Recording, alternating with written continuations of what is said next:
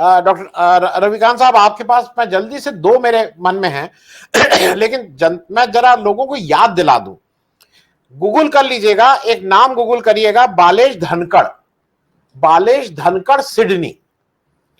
ये अभी भाई साहब अप्रैल में 23-24 अप्रैल को a Sydney court on Monday arraigned Balesh Dhankhar, former president of overseas friends of BJP in Australia, for drugging and sexually assaulting 5 Korean women while recording the attack, sometimes with a camera hidden. ये friends of overseas के BJP के head भाई साहब हैं जो Sydney में थे। मुझे कभी कभी लगता है कि ऐसी जगह तो कोई दूसरा आदमी जाएगा नहीं कुछ दिनों तक। देखिए, मैं इसलिए कह रहा हूं कि मैंने एक वो भी किया था 2012 या 13 में। मैंने वो किया हुआ है, मोदी जी चीन जाते हैं, 21 स्मगलरों को की पैरवी की है और खुद लिखे हैं कि 21 जो हीरो के व्यापारी के स्मगलिंग में पकड़े गए तो उनकी पैरवी करने की, इनको छोड़ दो, इनको छोड़ दो। उसमें शायद गुजरात के ज्यादा थे, उसमें गुजरात के लोग थे, ज्यादा गुजराती के लोग थे। और मैं ये इस बात इसलिए कह रहा हूं कि ये सिडनी क्यों जा रहे हैं।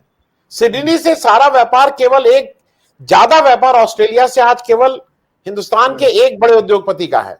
और उसके बाद ये जब बालेश धनखड़ जी की बात करते हैं तो ये, क्योंकि जब जाते हैं तो ये सब बातें होती हैं वहां, मालूम नहीं, मतलब ये आपका दिमाग खराब हो जाएगा कभी ये सोचने लगे। खैर, मैं प्रोफेसर रविकांत एक चीज और आपसे पूछूं, 28 मई को क्यों?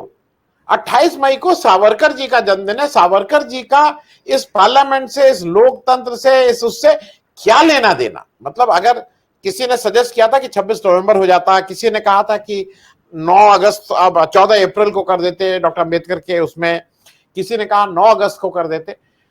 28 मई आपको क्या लगता है कि मतलब समन जिसका इसमें बिल्कुल इस उसमें विश्वास ही नहीं था, आप चिढ़ाने के लिए ये सब कर रहे हैं या एक नया इतिहास लिखना चाह रहे हैं? डॉक्टर रविकांत, मैं ये भी थोड़ा आपसे समझना चाहूंगा, वाई 28 में?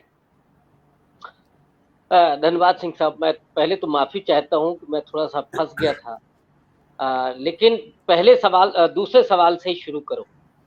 चढ़ाने के लिए नहीं, मोदी जी उसके लिए नहीं करते। मोदी जी दरअसल एक नया इतिहास रच रहे हैं और जो स्वाधीनता आंदोलन के समय के मूल्य थे उनको वो खत्म करना चाहते हैं। उस समय के जो आइकॉन्स हैं उनको भी वो परे रखना चाहते हैं।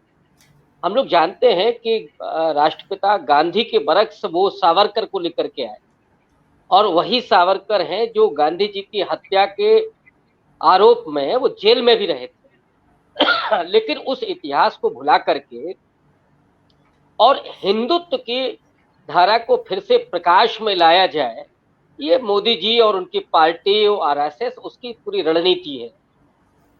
दूसरा, उस आइडियोलॉजी पर काम करते हुए वो जिस नए पार्लियामेंट का उद्घाटन करने जा रहे हैं, ये पूरी चर्चा हुई कि राष्ट्रपति जी को नहीं बुला रहे हैं।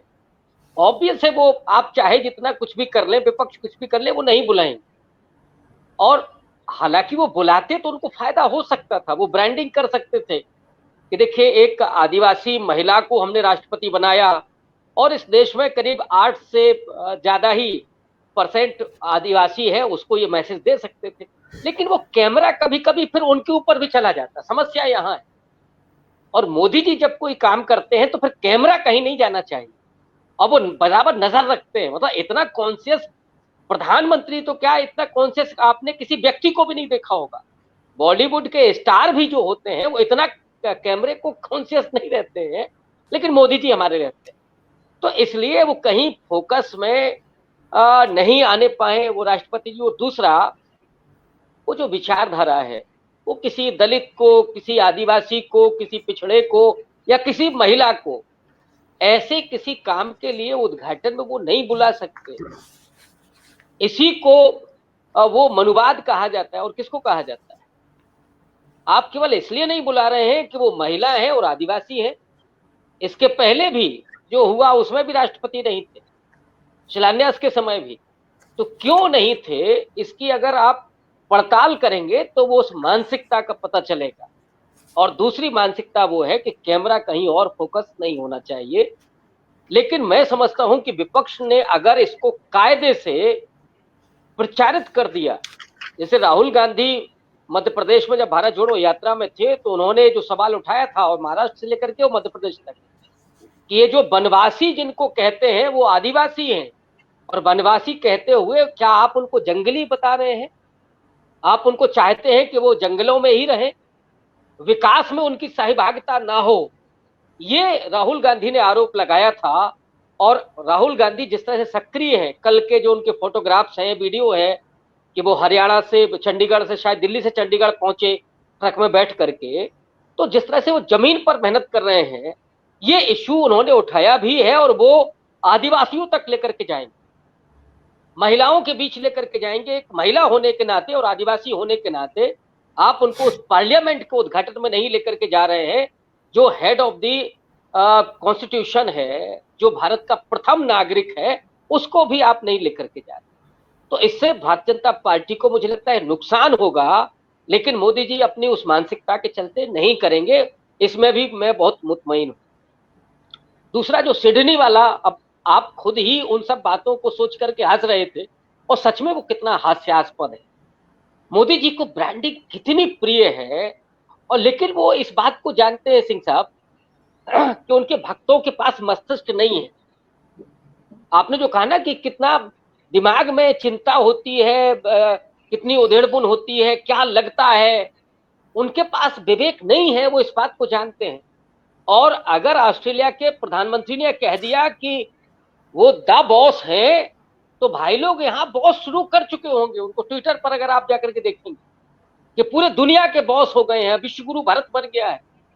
और मोदी जी उसमें विश्वगुरु, आपने जो कहा था ना कि ऑटोग्राफ लेने की बात, या पापुआ न्यू गिनी के प्रधानमंत्री ने जो पैर छुए, ऑब्वियस है कि वो सॉवरेन देश है, और किसी भी संप्रभु राष्ट्र के राष्ट्राध्यक्ष को इस तरह से आप नहीं पसंद कर सकते।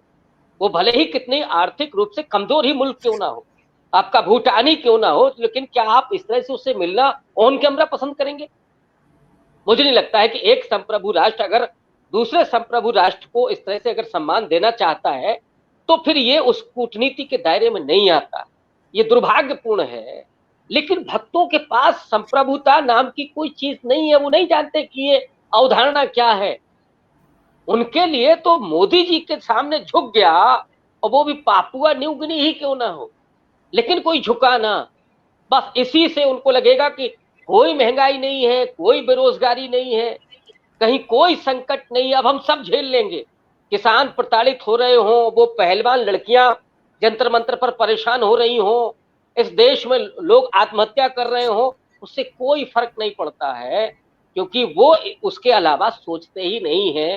तो उन प्रधानमंत्री महामानव नरेंद्र मोदी जी ने यह साबित कर दिया है कि अपने भक्तों के लिहाज से वो विश्वगुरु थे, विश्वगुरु हैं और विश्वगुरु रहेंगे।